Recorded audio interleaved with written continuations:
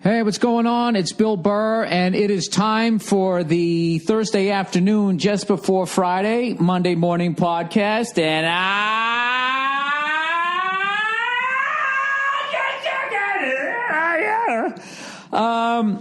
why did I start doing that? I got to do it every time now, right? You got to give the crowd what they want. You know what I love, too, is I love that people listen to this, and I know that they have roommates, they have boyfriends, girlfriends that fucking hate this, and every fucking Thursday, you know, they got to listen to me obnoxiously yell like that, and I know right now, oh, why do you listen to that guy? Shut the fuck off. I just want to take time right now to say I'm sorry to those of you in the background. I know it must be difficult, and also, you know what, fuck you. I don't need you. Yeah, walk away. I don't give a fuck. Anyways, fucking Billy Red Velvet Pancakes is in a great fucking mood. That's how I've been eating lately. I'm still working out, but I'm gradually, the pooch is coming. The pooch is coming back. Hanging over my under fucking ways. I got to do something about today. Push-ups, and then I'm going to skip rope. So anyways, I'm going on the road tomorrow. For 2 weeks, getting ready for the Madison Square Garden show. And for the first leg of it, it's going to be the Four Horsemen here. It's going to be me, Bartnick, Verzi, and Lawhead. And we're all going to the Notre Dame USC game this weekend. As far as I know, I think USC got rid of their coach. Is that what happened? Why do I, you know why? Because this is all fucking just, I didn't know I was going to talk about this. I'm like, why didn't I look it up? Why didn't I read about it? You know? Why do you run your fucking mouth without looking up some shit? USC coach, let's see what comes up. Clay Helton. USC did a horrible thing to Steve Sarkisian because it had no choice. Oh, this guy was this guy boozing it up? Maybe I should call him up, see what he's doing now. Probably got time to do the tour, right? See if we can hang with them. USC did a horrible thing to Steve Sarkisian because it had no choice. The Trojans put their football future over the health of a person they supposedly cared about. This was probably the best case scenario. Oh, they put their football future over this guy. All right. We'll see you in the end. It was not a good ending. Twisted start. Oh, God. Just say what he did. He entered treatment. Showed up drunk a couple of times. That's fucking great. I mean, that sucks because he lost a good job, but wouldn't you love to see tape of that? All right, everybody, take a fucking knee. Gather around. Where's my whistle? Oh, it is right there. Sorry. That first half was fucking bullshit, you know? I know there was some communication problems between me and a quarterback. I can't do this. This is bad. This poor bastard. You know what? He's going to fucking... you know what? You got to tell you something. For a fucking drunk, look at him. He looks great. You know? It must be all that screaming and yelling and running up and down the sidelines. I like that he wears the old school, football coach black cleats, right? With the white stripe. That's unfortunate, huh? That's never fun, right? To make fun of a drunk that just lost his job. If somebody's a drunk and they do a face plant at work, but he still has his job, then it's hilarious, right? Whatever. Why am I bringing this up? I'm in a great mood. I didn't get fired for drinking. And that's one of the scariest things about my job. I cannot get fired for drinking. I cannot get fired because I'm self-employed. I can be asked to leave wherever I'm at, but I'm still a comedian at the end of the day, right? Is that how it works? Well, I don't know, Bill. Why don't you keep drinking and figure it out?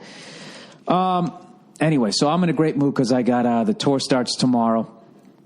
You know, we're all going to be, it's weird. We're starting with the dessert first. Usually we do the whole tour and then we do go to the game, but how it worked out is the game comes first. So we're all going to show up, you know, meet at the hotel bar.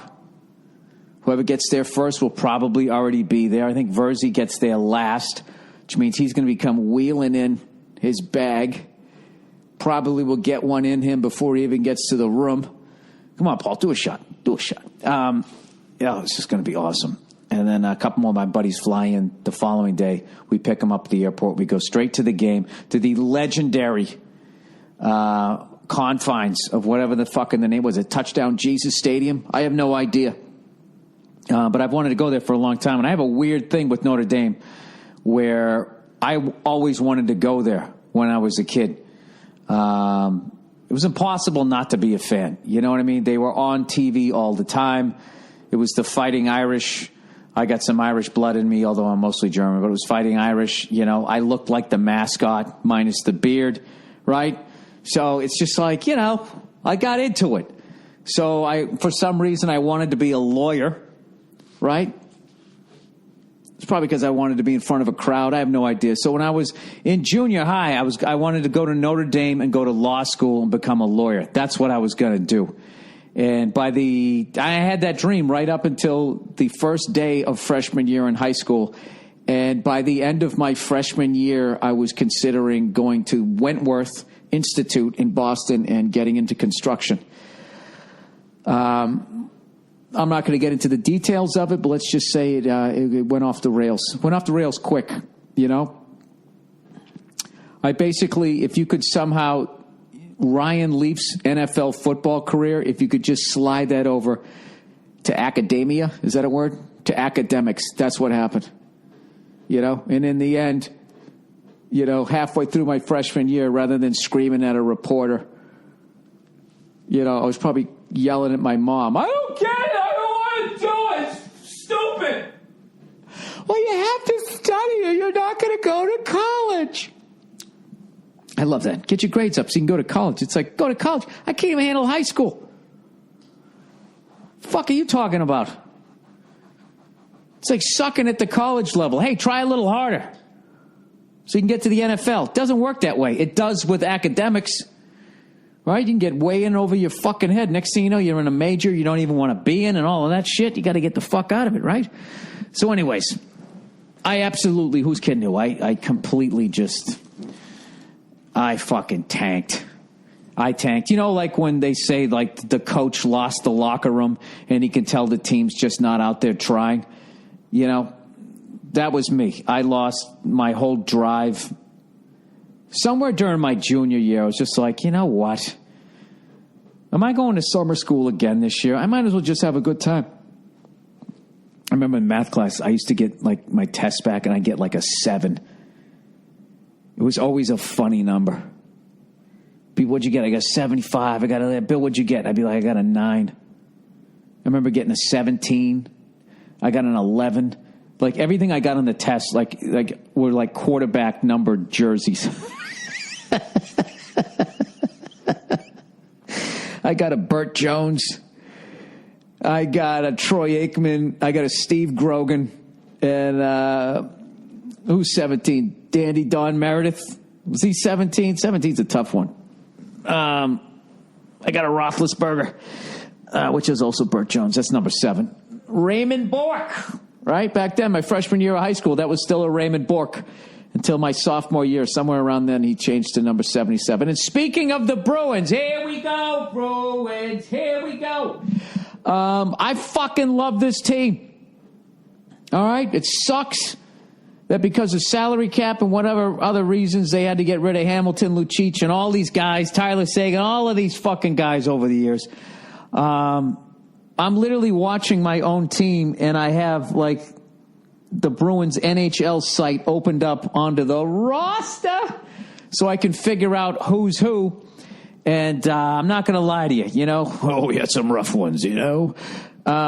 Winnipeg, we got pounded. Actually, we did okay for the first, you know, half of the game, and then it just went off the rails. Same thing happened with the Canadians. And then we jumped out to a 2-0 lead against Tampa Bay.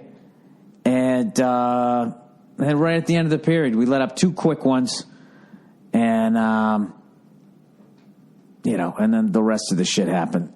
And then, I don't know what. So, anyways, last night, we played the fucking, the Avalanche. And we fucking jumped on them early. We stayed on them. And we got to that 10-minute period in the second period. I was just like, all right. Please don't fucking implode. And we got all the way right to the end. And then we took a fucking double minor. And they scored a fucking goal. I think at that point it was like, it was either 3-0 or 4-0. Then it became 4-1. Then it was 5-0, something, 5-2. And I thought, in the third period, I thought we were going to fuck it up, but we didn't. We hung in there. We got our first victory, and Jonas Gustafsson was in net. And I just want to say to Bruins fans, don't jump all over Tuukka. I know he let in a ton of fucking goals, but also we had a bunch of new guys.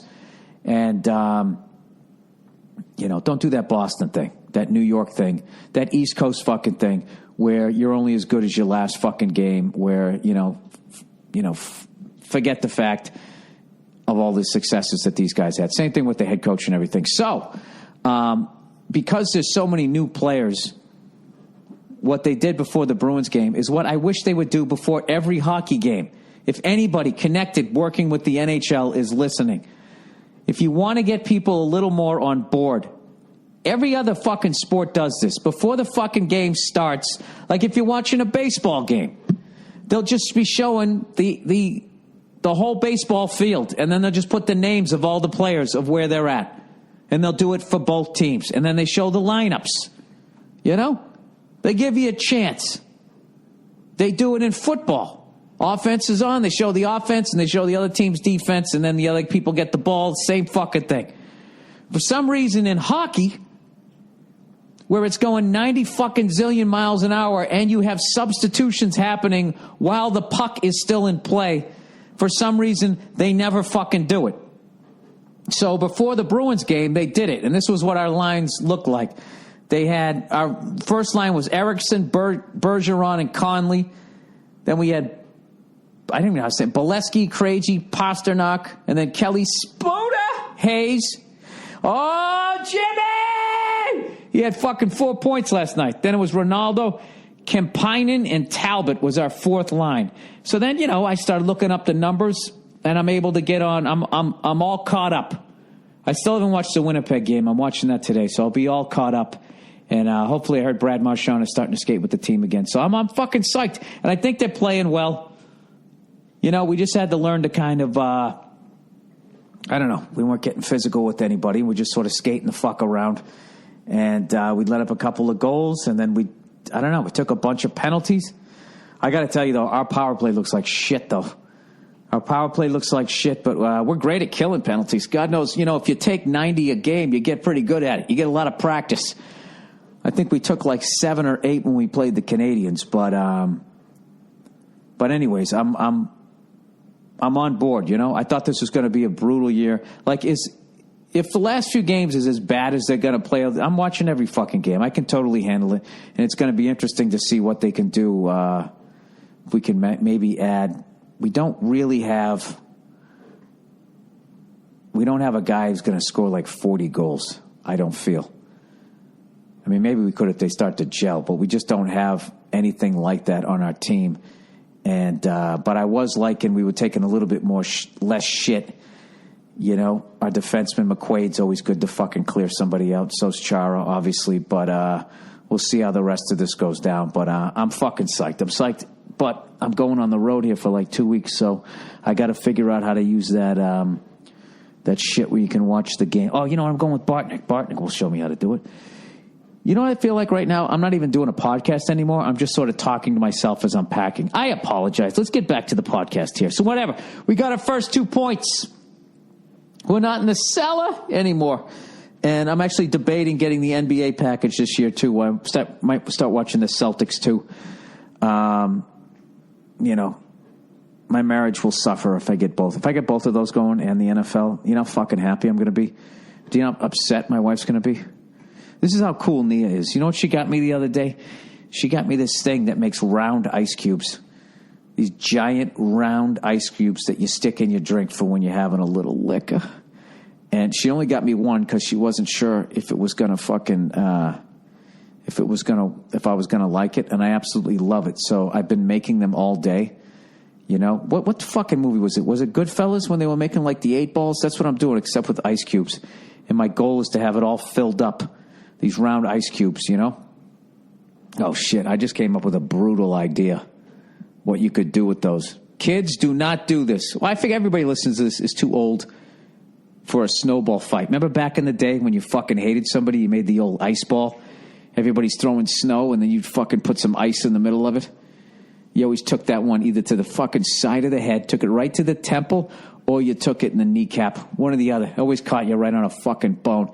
It was never, you know what I mean? You got this giant fucking winter coat on. You're wearing basically a flak jacket. It would never hit that. Comes sailing right in, and you got your stupid knitted cap with the pom-pom on it. By the way, could the NFL make those hats any fucking bigger? How dumb did Tom Brady and, what's his there, Cameron Crowe there that plays for the fucking Panthers look?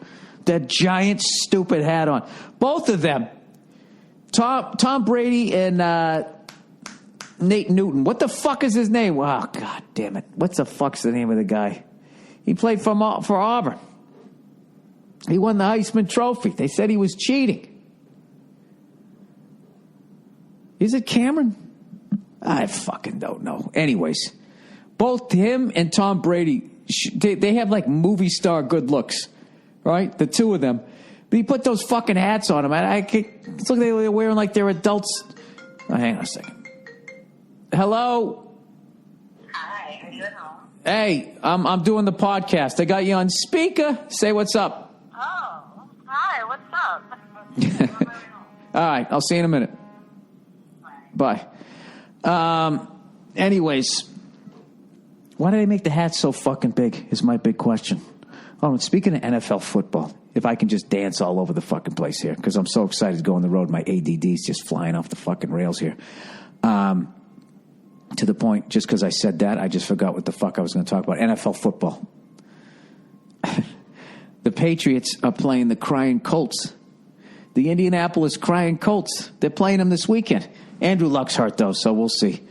We'll see what the fuck happens. I would, if we beat them or whatever, I'm not going to fucking talk any shit because I'm not going to be like, you say? Because I know Luck isn't 100%. So that's the thing, too, about the Patriots. It's like we got this gaudy record, but I don't feel like we've played anybody. The Steelers weren't the Steelers, right? We played Jacksonville. They stink. We played the Bills. They're still trying to find their way. And then we played the Cowboys without Tony Romo. So here we are sitting on 4-0. I don't know. I'd like to see how we do against, like, the Packers or something. The Giants are starting to come on. Fucking Eli Manning. Oh, my God. If we never see Eli Manning again in the playoffs, you know how happy I will be?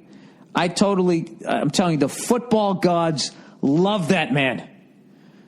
I got in this big debate with Paul, and I was going, dude, he's basically Drew Brees with the defense. He's not as good as Brady. He's not as good as Peyton Manning. He's going, dude, he's fucking gangster and all this shit. And what it really was is, I know the guy's the shit. What it was when the way that the Giants beat the 49ers, was it last week? I've been running around so much. The way that they beat them made me have a flashback to when they beat us when we were undefeated. It was the same fucking thing. I watched Eli throw a pick to lose the game, and I watched it get dropped. And you do not want to give that man a second chance. Who's getting who? Eli gets a lot of the fucking credit, but it was their front four, man. Their front four. Strahan and all those guys kicked the shit out of our O-line. Brady played the game fucking running for his life. I mean, that had a lot to do with it. But Eli also made the fucking huge plays. I don't want to see that guy again. I just... And what's funny is Verzi's going like, dude, even the New York media, they keep jumping on the guy. They're always jumping on him. He's like, look at Brett Favre. Brett Favre threw a bunch of interceptions. Blah, blah, blah, blah, blah, blah, all this shit, And he goes, they just liked him because he was a hick. And I was like, dude... Eli and Brett Favre, if I'm not mistaken, are from the same state. Aren't they both from Louisiana? This is the deal. The problem Eli has is mechanically, he's not as good as his brother, even though I would take him in the playoffs over his brother, I think. For whatever fucking reason, he's just had more success.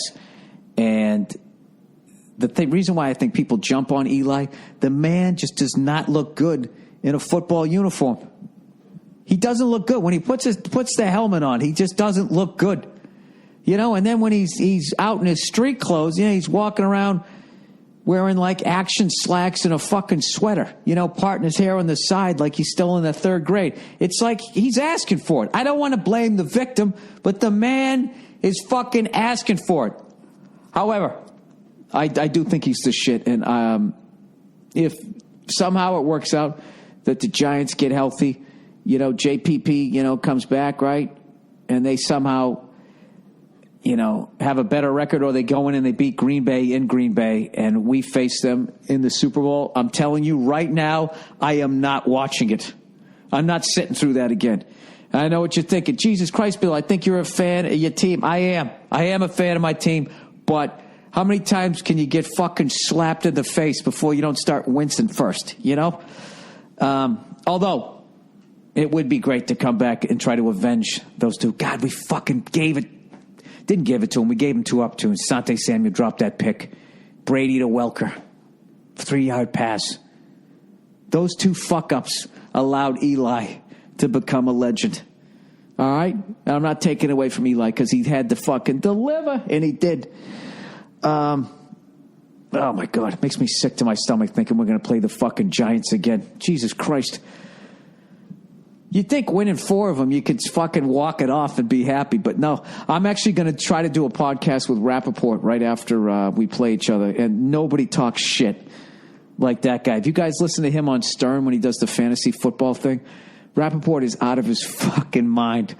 So, Giant fans, if you guys win, you're going to want to tune in to his podcast if I'm on there. Patriot fans, you're going to maybe want to take up cycling or something. You might want to skip that one.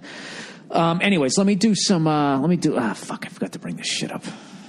Forgot to bring it. You know what? I forgot to bring it. Did I bring up the DraftKings thing? I love talking about these guys because I love that people thought that they were going to fucking somehow. You know what? Do you realize that sports stadiums have like DraftKings little fucking like booths there? Or things there, at least, is it just their advertising? There's no way they have the booths at the stadium. I have to look that up, because if they do, they're literally the sports book. Let me look this up. DraftKings, needless to say, they're never going to fucking advertise on this thing anyways. And I can't help it. I can't not talk about this. This is fucking fascinating. All right, DraftKings booths at stadiums. Probably booths isn't the right thing. VIP experience, Gillette Stadium premium seating. Nah, that's not it. Maybe they just had, I saw somebody showed where they had like one of those, what do they call it, an awning, and it said DraftKings on it. It's like, there's no way you can walk up. That'll probably be like the next thing. But whatever. I think I told the story the last time about that thing on FanDuel where the guy worked on Wall Street and said, I'm quitting my Wall Street job to try to win $1 million on FanDuel. And then, of course, he does. Of course he does, right? Because that's all you do. Just, pick your players and then pick up your cash. Simple as that, right? So the guy wins a fucking $1 million and then quits. I'm to believe that this man walks away from a 6-figure job to take his $1 million earnings that are now about $480,000 after taxes, and he's now going to take that and invest in his new business of gambling on football, and that he's not going to end up being homeless. Anyways, I feel at this point I'm just fucking beating a dead horse. I always hated that fucking saying, beating a dead horse. It's like, is it okay to beat it when it's alive, you cunt? Remember back in the day when me and Verzi were talking about what you would do if you had like a time machine? I think I just figured out what the fuck I would do. I would go back in time and I would fucking abuse people abusing animals. Well, then again, if I was going to do that, then what about human beings, Bill? You going to go in there and try and stop slavery? Go back and try to give the fucking Native Americans a little heads up? What the fuck are my reads for this week? YouTube video, what happened to Canada, Hollywood Improv. Your dispute has been escalated to a claim. What the fuck is that? Disconnect. What the fuck is the fucking... Oh, Jesus Christ. Oh, I'm in the wrong one here. I'm in the wrong account. Why do I have so many accounts? All right, here we go. Sorry. Jesus Christ. You guys, just walk it off. Go make yourself a sandwich. In a couple seconds, I'll get back to the podcast here. Come on. Ah, there's the reads. All right. Club W. Tear. Don't you hate when wine looks like a 10, but it winds up tasting like a 6? Or even worse, when you walk into the store to pick out your wine, you could easily be fooled into a situation just like this. Well, Now, just like this, meaning the thing before. I thought you were set me up for one. Yeah, I'd like judge wine by the label, and I refuse to buy any wine that has the name of somebody. I'm not buying Paul Newman's fucking Sierra Mist, whatever the fuck you call a wine. You know, his Barolo. I'm not doing that. It's like, dude, I'll buy you fucking dressing. I'll buy you popcorn. I know it goes to a good cause, okay? But I'm trying to get fucked up here. All right? It has to be somebody famous that's like notoriously a fucking drunk. Like if the guy from USC, if the coach, if he put out a wine right now, although winos, man, they'll drink fucking $2 bottles, so fuck that. That's a bad thing. I don't know. Anyways, now, there's this new wine club, Club W. Club W. Fool me once. Shame on you, fool me again. You're not going to fool me again. They've changed everything. No more being fooled by wines that pretend to be hotter or tastier than they actually are. It's easy. Just go to clubw.com and answer 6 simple questions. Their algorithm creates a palate profile just for you. I don't feel like they're explaining this right. There's like a zillion different kinds of wines. How the hell do you know what's good, what's bad? I personally judge it on how much it costs or how cool the label looks. You know what I mean? That's no way to do it. These guys will say, what do you like in your wine? They come up with a formula, right? Just take out your cash, and they'll pick out the wine. This is the DraftKings of fucking, of fucking wine.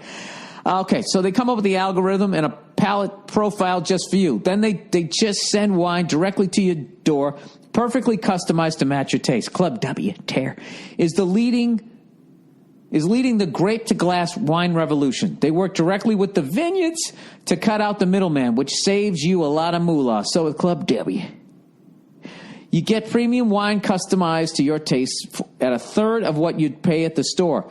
Forget about all the bottles you buy that you actually think stink. They even have a no-risk, 100% guarantee that you'll love what they send you. And right now, Club W, I'm a war president. Club W is offering my listeners 50% off your first order when you go to clubw.com/terra. Hola, amigos, Club W.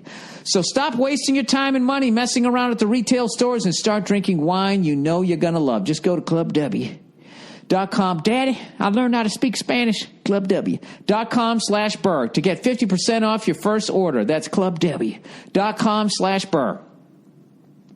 That's just as hard. You know, I wanted to try a different beer, and there's like a zillion of them. I can't get into these things like, you know, Ugly Dog, Go Fuck Yourself Ale. They always have these cool names, and then you drink them, and they stink. You know what I mean? All of that fucking, you know, Angry Vineyard, you know, Fuck You Orchard, all of that stuff. Crazy Mike's, Donkey Punch, you know, Ball Bag Brew, all of that stuff. The hoppy, you know, Honduras, whatever the fuck it is. None of it's, you know what I bought that absolutely fucking sucks? I bought Guinness's Blonde Ale. I'm telling you right now, if you ever just wanted to buy a 6-pack, have a sip, and then dump the rest in a sewer, that is the beer for you. I love Guinness, but Jesus Christ. That's a classic stick to what you know there, Freddie. All right, identify the pain of hiring. Oh, ZipRecruiter? All right, as a business owner, your company is only as good as the people you hire. Posting jobs in one place, it's not enough to find quality candidates. Short staffing leaves little time to post to dozens of job sites. Jesus Christ, what do? Well, you can position ZipRecruiter as the solution. Or am I supposed to do that? I don't understand this copy. Just send me the copy and stop telling me what to do. But position ZipRecruiter as the solution. Don't know what to do? Go to ZipRecruiter, everybody. You can post to 100-plus job sites with one single click. Be instantly matched to candidates from over 6 million resumes. Plus, watch brand new candidates roll into ZipRecruiter's easy-to-use interface within 24 hours. ZipRecruiter has been used by over 400,000 businesses. Insert approved user testimonial. I think this is for like a professional show. All right, I'll do one. I had a job. I was selling lemonade, and I had to take a leak, and then nobody was selling lemonade, and this guy came up in a Ford Ranchero. He slowed down, then he kept going, and I was thinking, shoot, that could have got me 35 cents. I need someone else to help me. So then I went to ZipRecruiter, and I said, hey, who wants to work a lemonade stand? Next thing you know, over 40 of the most pathetic individuals I've ever seen in my life who actually thought that over the age of 35 working at a lemonade stand was a good deal. They got to me, and I was able to hire 9 of them, and that never happened again. I piss and shit whenever I want. Thank you, ZipRecruiter. All right, call to action. Today, you can try ZipRecruiter for free. Go to ZipRecruiter.com/Burr. That's ZipRecruiter.com/Burr. One more time. Hey! ZipRecruiter.com/Burr. All right, let's get back to the podcast here. What do we got left? Oh, my God, dude, I'm so fucking excited to go to that Notre Dame game. All the drinking. We're gonna drink a bunch of beers, smoking the cigars, being a douche, rooting against. Oh no, I'm gonna root for the Irish. You know, I'm gonna root for the Irish over fucking USC. I never liked USC. You know, if they just had one more fucking song that the band could play, I literally think I could make the USC band playing trumpet. If you gave me fucking 6 weeks, I could learn how to go 58 fucking times a quarter. Not the most creative people there down at USC. You know what I mean? I don't get it. They got the money, you know? All right. Okay, we got to wrap this thing up because I got a bunch of shit I got to do. So I'm actually going to be on the road. And when I'm done doing this shit, did I mention I'm going to be on the road? I'm actually running down to the grocery store and I'm going to make some pumpkin bread because every year I make it for my fucking neighbors. You know, and I don't get back until November, beginning of November. So I'll miss Halloween. So I'm going to knock out a couple of loaves here. Make like 4 or 5 tonight with my round ice cube fucking whiskey going. Oh, it's going to be the shit. It's going to be the shit. I haven't smoked a cigar in well over 2 weeks. I am so ready to fucking go. I swear to God, I'm ready to run to the fucking airport. Ladies, do you get this fucking excited? What gets you going like this? There's got to be something. I know it is. There's no way you go through life not getting this excited. I'm meeting 5 of my favorite guy friends in the fucking... Like I have women friends. I don't have any women friends. 5 of my favorite friends in the fucking world to booze, smoke cigars, and go to the Notre Dame USC game. One of my buddies is going to be on my fucking flight. It is going to be a wire-to-wire shit show. I can't wait. Oh, we're going to be bleary-eyed by the time we get to Fort Wayne. I'm really looking forward to Fort Wayne, too. And I understand some of you guys, if you can't fucking make it because the Patriots are playing the Colts at that time. I get it. What are you going to do? That totally makes sense. So anybody who's showing up to that thing, God bless you. God bless you. You know what I mean? I might even go out and take some fucking pictures with you afterwards. I should fucking do that. You know, I should do that in Fort Wayne. You know what I mean? Go out there amongst all you drunks. You know, you come up to me hammered, spitting in my face, not meaning to, and then I got to wipe it off. Oh, dude, I'm sorry. Did I get you? You know? I might even go out there. Usually what I do is I go right back to the same thing you would do. You're done with your job. Are you going to go hang around for more job? Or are you going to go out to your car and start drinking? That's what the fuck I would do. It's a no-brainer. All right, I'm sorry. I'm being a cunt here. Oh, Bill, you really going to grace us with your big fucking head, you cunt? What makes you think we're not going to drive away, you arrogant fuck? I don't know. Anyways, let's wrap this up here. Before I go, Lamar Odom, everybody, man. I hope for some reason he pulls through. And thank God he's actually, at this point, surrounded by Kardashians and that film crew to let him know that they really care. So they can get all the crying on camera. So they can fucking get some ratings. Jesus Christ. I heard that's what they're doing. That better not be true. That poor guy. Seems like the nicest fucking guy ever. As I'm sitting here glorifying going out and boozing and shit. Jesus Christ. I hope the guy pulls through, obviously. So that is it. Can I end on that note? I guess it wasn't negative, but it's sad. I'll tell you one all right, I'll tell a happy story. This morning, I hadn't flown, done the helicopter thing in well over a month, so I had to get down there because I knew I was going to be gone for another 2 weeks. I didn't want to get too rusty. So I did a flight this morning, and it was just like no one was up there. It was so fucking clear. It was one of the sickest flights I've ever done. I transitioned through LAX's airspace, like 150 feet off the water. Flew right over these guys sitting on surfboards. I was so low, I could actually look, and I saw a father telling his son to look up at the helicopters we were going by. Made a right turn at Santa Monica Piers. Flew right over, right up Santa Monica, right by the UCLA campus, and then I went over to the Fox lot where I just had some acting work. Flew right over where we were shooting, and then I flew back over to where my house is, did a lap around the top of my house, and then went over to the Rose Bowl, did a lap around that, did a low approach at El Monte Airport, straight out departure, and then landed back at fucking Long Beach. It was the shit. I'm so happy I did that because it was getting to the point. There's that thing where you don't do it for a while and you start getting nervous again. Like, oh, fuck. Do I remember how to do this shit? So it's one of the... I don't know. Maybe this is only appealing to people that have a pilot's license. But I got to tell you, like, the fucking privilege to be able to do that and the feeling you get when you're up there is really indescribable.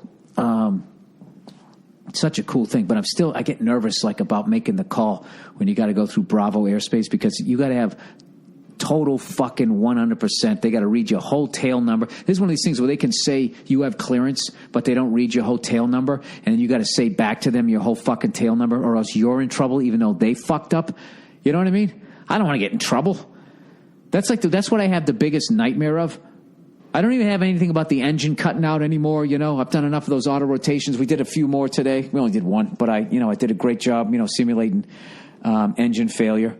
Granted, I got a nice long fucking runway to pick out. It was funny when we were flying today. They were doing the earthquake drill at all of the schools.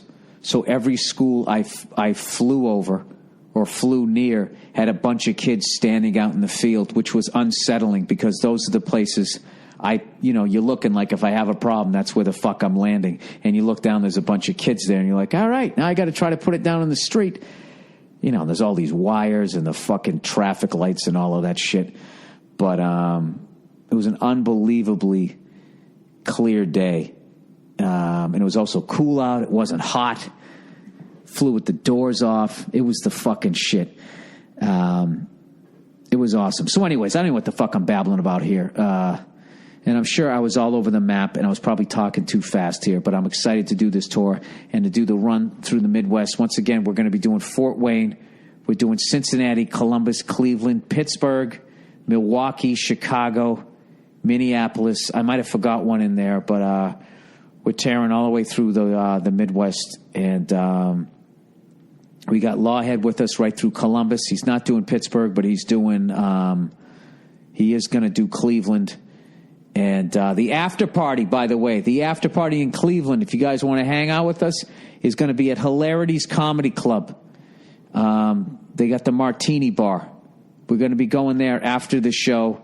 Nick Costas, one of my favorite people in this business, the owner of Hilarities, and he used to headline me there when I would draw like 30 or 40 people. So whenever I come to town, I always make sure that I stop by, say hello, and thank you to him. Whenever I go to Pittsburgh, I always make sure I say what's up and thank you to Randy Bauman, WDVE, who built me up in that market, big time hockey fan and all that type of shit. He always breaks my balls about the fucking Patriots being cheaters and all that shit. So a lot of good stuff to be looking forward to coming up. And once again, thanks to everybody who's bought tickets. And that's it for the Thursday afternoon, Monday morning podcast just before Thursday. Here's some throwback shit for you, and I'll see you out there on the road. Dearest Billiam, my college roommate has been dating his fiancée for 2 years. He's a really nice guy, so he tends to get walked all over. Jesus Christ. I have to read that again because there's so much. That right there is something that every guy needs to hear. He's a really nice guy, so he tends to get walked all over. I'm not saying you have to be a dick. All right? But you got to stick up for yourself. Okay, here we go. Even before they got engaged, I had heard rumors about his girlfriend being a bit of a hooah. As his friend As his friend and her pretend friend, I attempt to give her the benefit of the doubt and ignore the accusations, as did my roommate, who had also heard the rumors. Unless she was drunk and got out of control and belittling him, we didn't mind her too much, aside for her trying too hard to be one of the guys. Okay. Recently, now this one I'm fucking up reading because he's naming all names. Recently, Ebenezer called to me and said that Tabitha had kissed a guy at a bar. And that, recently the fucking potential groom called up to say that his fiancée, Hua, had kissed a guy at a bar and that they were postponing their wedding and starting fresh.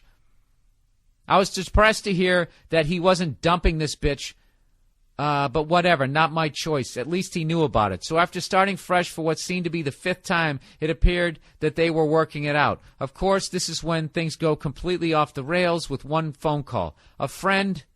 Another friend, who knew nothing about the cheating kiss that happened a few weeks ago, tells me that a friend of his from college was told by his whore fiancé that she would break off the engagement if he gave her a chance. Just fucking yesterday. What? Well, why can't she just open up her mouth and break it off? Anyways, the source seems reliable, but it's still just hearsay. All of his friends now know, but somehow the potential groom doesn't. There is no easy way to bring this up to him, so I'm up to hear any advice. Thanks for the podcast and the podcast select. Hope to see you perform again soon. Oh, fuck. All right, you got to make a call here. You gotta decide whether or not you're prepared to put your friendship on the table, because why don't you want to tell him this shit? Basically, because you're worried that he's not going to believe you. He's going to flip the fuck out, and then he's going to go ahead and marry this whore anyways, and the two of you aren't going to be friends. I got to tell you this, dude. It's going to make you sick to your fucking stomach to watch this guy go through this shit. Let's say you keep your mouth shut and you stay friends with him. Then you're going to sit there and you're going to watch this girl fuck around on him. You know? I don't know why guys choose to do this. Women don't. If women see a dude fucking around, they go right to their girlfriend. Oh, my God. Oh, my God. He fucking, I saw him, blah, blah, blah, blah, blah. And they hug, and they say, I'm sorry, I'll be there for you, you can do better. And they try and fucking, for some reason, guys, we can't do that. I don't know what it is. I don't know if it's because it's an ego thing, you can't handle that your girl's been fucking around. But, dude, you got to tell this guy. You got to tell this guy, fuck this girl. Don't let another fucking whore go out there and take some guy for all he's worth, because this bitch is going to get knocked up, and this guy's going to be into her for 18 fucking years financially. Okay? And just like that other guy said, where is the goddamn justice? All right? What you need, sir, is a clear conscience. You have to say something. All right? And just tell him. Just tell him. Say, look, you're going to hate me for telling you this, but as a friend, I have to tell you this. I can't sit back and hold on to this information. I got to tell you, and I support whatever decision you want to make. And all you got to do is just tell him the facts without calling his fiancée a whore.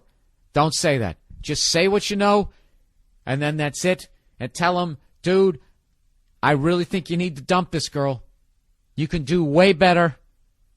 And that's it. If he gets fucking mad at you, he gets mad at you. And if he cuts you out, he cuts you out. But you will not have, you won't have a guilty conscience. It won't be weighing on you. I'm telling you. And I don't know, some other people say, you know, mind your own fucking business when it comes to this stuff. I don't. You get in there and tell him. If one of your buddies is going to marry a whore, you got to tell him. You got to tell him. I saw that happen to a guy I know. I saw it. Saw it fucking happen. It was fucking, it was horrible. It was horrible, and I was younger, and I didn't fucking say anything, and then the whole fucking thing unraveled about 15 years later. It was just awful. Fucking wasted a decade and a half of his goddamn life. Looking back, should have said something, but did not. Did not. So I'm telling you to do what I didn't do. So if you don't, I can't judge you because I didn't do it either. I brought a video camera with me this weekend. I forgot my little tripod stand. I Oh, I forgot to tell you. So this fucking audience member. This audience, you know what? You want to know why? How I just remembered the audience member. If you want to get an idea how my brain works, I just realized that I forgot when I said tripod. I was, those little mini tripod things. I was picturing setting up my video camera, and then I immediately imagined fucking somebody in my room. And then I thought about this girl this weekend who came by who had the most phenomenal titties I've seen on the road in a long time. Yeah. And then that took me to being in the bar, and this what this douche said. All right? So I'm hanging at the bar, right? I'm drinking what the fuck was I drinking there? I was drinking cranberry and soda. All right? The girl with the phenomenal tits is showing how she can do that fucking Hulk Hogan thing. So everybody's watching. It's phenomenal. And then this guy goes, hey, Bill, come on. I want to talk to you for a second. So I'm like, all right. Yeah, why don't I talk to you instead of watching this girl fucking move her D-cup titties as I drink a cranberry juice? Do you understand, sir? I'm not drinking anymore. I don't fuck around. So this is my own little innocent thing that I can do to make it somewhat exciting to be here in Columbus at the mall. Anyways. So I walk over to this guy, What, because I'm a nice guy? Because I'm generous? No, because I have a need to be liked. So I walk over and I start talking to this guy. And he starts asking me 9 million fucking questions about doing stand-up. Like I even said at one point, like, dude, what is this, inside the actor's studio? And he goes, no, I just want to do. And I finally just said, dude, are you thinking about doing stand-up? And he said, yes. He's sitting there with his wife. So I say to the guy, I go, just write 5 minutes of shit you think is funny. Go on stage when they call your name. All right? You'll figure it out from there. There's no way. There's nothing more I can do. It's not like, I don't know, teaching somebody how to change the oil. It's like just something you have to just jump in the deep end and just hope you don't drown. It's just this. It's the most fucked up thing ever to try and learn how to do. Like if you learn how to play guitar, you can take guitar lessons and you can get to a certain level of skill before you actually try to take it out at a party and play in front of other people. But stand up, you have to, the first time you do it, you have to do it on a stage while people watch you. It's unreal. So that's what I'm trying to explain to this guy. He's sitting there with his wife. He's telling me that he's a banker. And he actually said that a lot of shit that I say is hitting the nail right on the head. So I'm sitting there talking to this guy, and all of a sudden these two other ladies come over. All right? That was part of that other crew of people, the girl with the fucking titties that she was making moves. She goes, hey, we're leaving, Bill. Thanks for the show. I said, hey, thanks for coming out. See you next time you come here. And then he says, hey, Bill, how long you been with your girlfriend? Just out of the blue. And I just went, I don't know, 5-6 years. And then it got all uncomfortable, and then they left. And I'm thinking, why the fuck did he ask me that? Right? And then he says to me, he goes, oh, sorry about bringing up your girlfriend. I just wanted those girls to leave because I wanted to keep talking to you. And then his wife just looks down at the table like, Jesus Christ. And for some reason in my head, I was like, did he think I was fucking hitting on those girls? Why the fuck would he do that? And then I just realized, it wasn't until later, I just realized what a fucking manipulative dirtbag fucking move that guy was doing. And then I was thinking, thank God he's thinking about doing stand-up. Because the fact that he's a banker and is going to handle other people's money, I don't know if he's an investment guy, I don't know what. But that's like the kind of guy that will make old people eat Alpo and not even give a shit. Watch, he'll become a comedian. He'll probably end up stealing jokes. God damn it, I wish I could just teleport myself back to that moment in time and just tell him what an absolute fucking piece of shit move that was. Embarrassed him in front of his fucking wife and then left. Just a fucking... Oh, it was so fucking slimy. Yet effective. It did fucking work. All right, dear Bill, I am from Kansas City. And there is currently radio commercials in which a law A law office offers their services exclusively for women going through a divorce. Of course they do. There's a ton of money involved there. They talk about how they will review all of the husband's finances and ensure the woman will receive the maximum amount the law will allow. And then he writes in capital letters, what the fuck? Are there any law offices that offer services exclusively for men? I doubt it. If there were, I would imagine there would be a huge protest from feminists all across the U.S. I know you've addressed this hundreds of times over, but why is it okay to completely fuck a man over? This commercial insinuates the man is already in the wrong. This is absolute bullshit. Dude, you preach on. This guy's speaking the gospel here. Anyways, wanted to share this with you as this is just another example of man-bashing commercials that just piss me off. All right, let's review this. Yeah, okay. First of all, you can't get mad at the lawyers because they're just going where the money is, and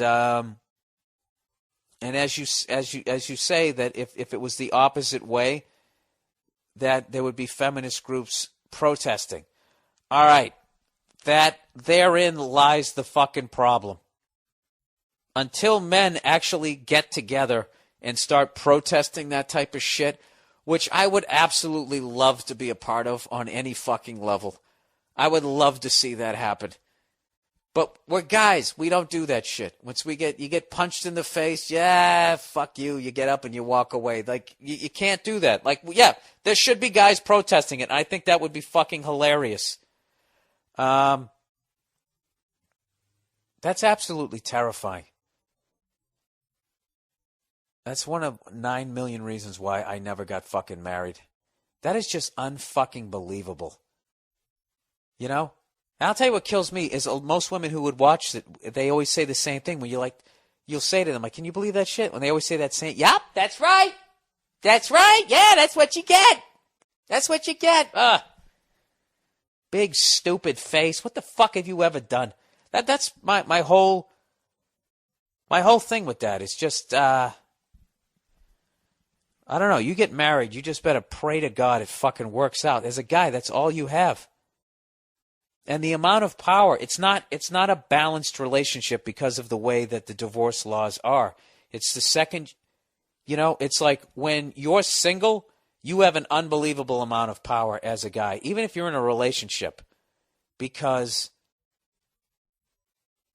she can't get to you legally. That's it. It's fucking over. You have your shit, and that's it. And you're a guy, and you can earn a fucking living. And that's it. You don't have to worry about shit. And then the second you get married, you lose all power, because at any point she can just divorce you and fucking take you for everything you're worth. Everything you work for, it's fucking over. Look at Tiger Woods. Tiger Woods gave his wife $250 million. She was a nanny. Fucking nanny worth, 9 figures. For what? He had a prenup where she was only going to get $5 million. Only $5 million. Who here wouldn't kill for $5 million? I'd quit my podcast for a fucking $200,000.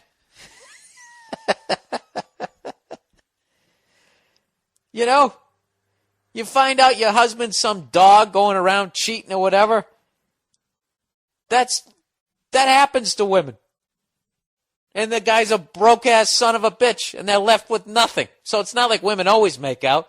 But here's a situation where you find out your husband's a dog, the marriage is over. Oh, but I get $5 million. But that's not enough for the cunt, because she knows he has $1 billion, and she wants to get as much as that as she can. I swear to fucking God, I can't do these topics because it makes you see red, because they're not entitled to it. It's bullshit. All right? If you marry the greatest golfer of a fucking generation, who's won 14 titles, okay, and you haven't even won a game of tiddlywinks on a professional level, you're not entitled to that money. You're not.